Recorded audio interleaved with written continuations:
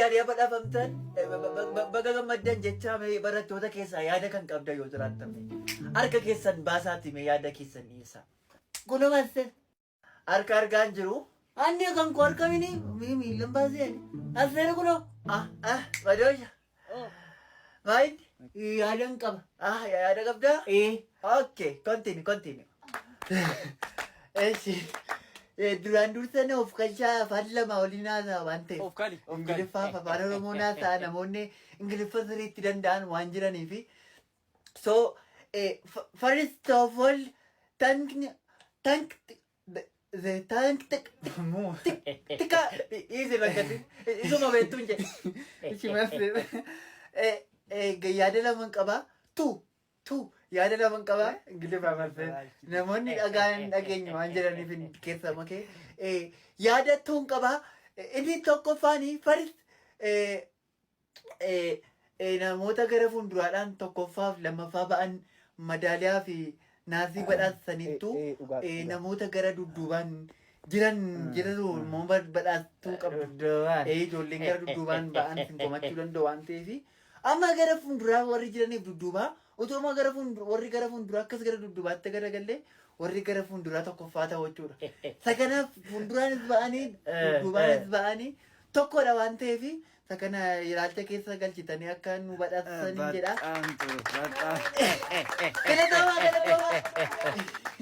Waan garaa isaanii naaseef.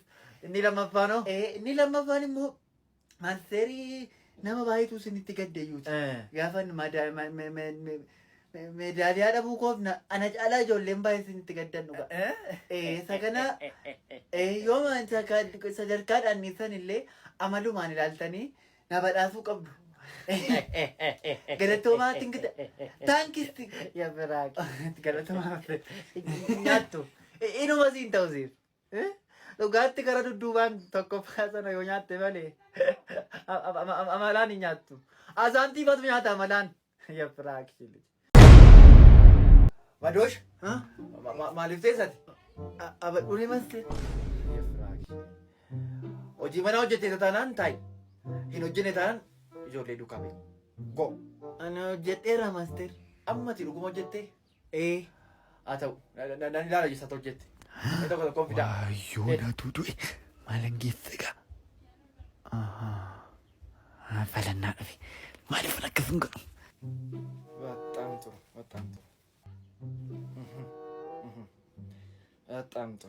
ጥሩ Kenni madoosh.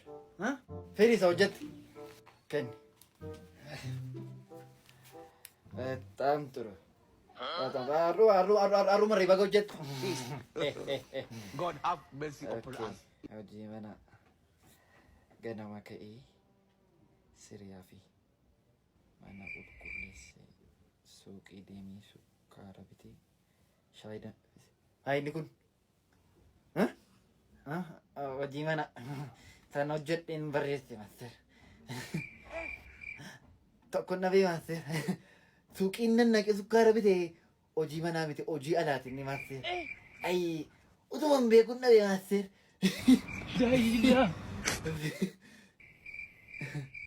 Ani master na ilaaltu sin ooti. Sinitti mareere ani.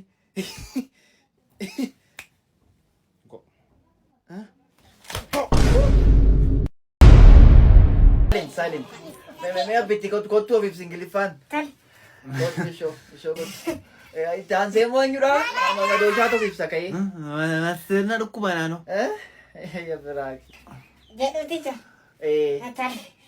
First of all, I would like to thank my teacher and my student. Let me introduce myself to you. I have one. My name is Abiti. My father's name is Galata. I have one brother and 4 sisters. My favorite subject in Afara and my favorite food in Anchote and Tachapsa. Thank you for listening to me. Bapam terus. Kelam forse. Master kuni. Paranji waiti kuni jadi ane. Kerana isya kita tiba-tiba kuni jadi English pati. Abit. Paranji waiti adi. Nanti di mana sekarang berita sekarang yo kan. Ya benar. Nading kesif ti master macam kun. Tiba-tiba jadi ane. Nu saalfachiise. Attamitti ilaalte mi'a bitti. Akkasitti ilaalina. Een ilaali akkasitti ilaalina. Ija kootiin. Maalirraa baratte mee? Eenyurraa? Abbittiirraa. Waan tokkoyyuu. Ani maasterii ijooltuunan barsiisinirraa baradhaa maal? Kana booda garuu irraan baradha maasternaa na barsiisu. Ani maalli itoonan barsiisinirraa baratu ooyi. Maasteran garuu gatii man qabuman.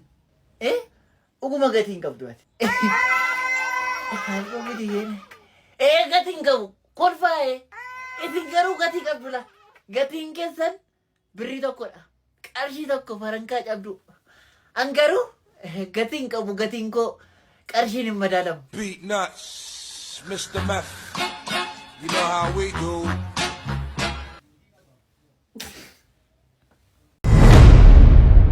Astamar Mokonnon.